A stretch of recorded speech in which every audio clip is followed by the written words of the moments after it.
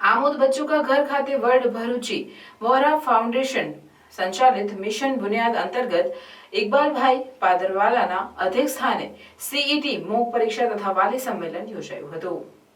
आमोद बच्चों का घर खाते कार्यक्रमમાં અતિથિ વિશેષ તરીકે આમોદ નગરપાલિકાના પ્રમુખ હાજર રહ્યા। સરકાર દ્વારા પ્રતિવર્ષ ધોરણ 5માં લેવાતી સીઈટી જ્ઞાન સેતુ પરીક્ષામાં 750 વિદ્યાર્થીઓના મોક ટેસ્ટનું આયોજન કરવામાં આવ્યું, જેમાં 156 શાળાના બાળકોએ ભાગ લીધો, જેમાં મોટી સંખ્યામાં વાલીઓ ઉપસ્થિત રહ્યા। કાર્યક્રમના મુખ્ય વક્તા તરીકે Meghnaben Joshi, parenting and child motivator તથા મનોવૈજ્ઞાનિકે હાજર રહી અનેક પ્રસંગો જણાવી હાજર લોકોને મંત્રમુગ્ધ કર્યા હતા અને વાલીઓ સાથે પ્રશ્નોત્તરી કરી વાલીઓના મૂંઝવતા પ્રશ્નોનું સચોટ માર્ગદર્શન આપ્યું હતું। આ પ્રસંગે મિશન એવરેસ્ટના પ્રમુખ ડોક્ટર ઇસ્માઇલ તથા મિશન બુનિયાદના કાર્યકરો તથા બીઆરસી આમોદના આસિફ પટેલ હાજર રહી સરકારની વિવિધ યોજનાઓને ચિતાર આપ્યો હતો।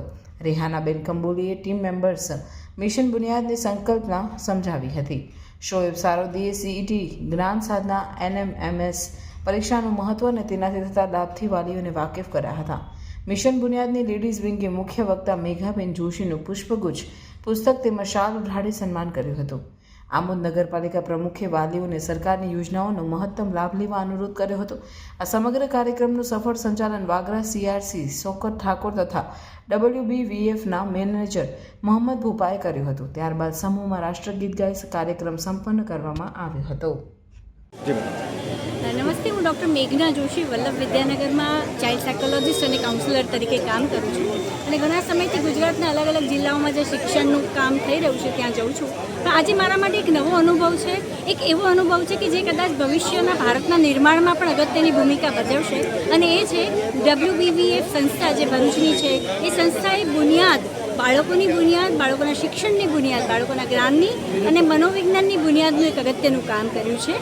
સીઈટી પરીક્ષાની મોક પરીક્ષા જ્યારે અહીંયા આયોજન કર્યું અને તે સાથે અનેક વાલીઓને આમંત્રણ આપ્યું, આ વાલીઓને મનોવૈજ્ઞાનિક માર્ગદર્શન મળે તે હેતુથી મારા સેમિનારનું આયોજન કર્યું।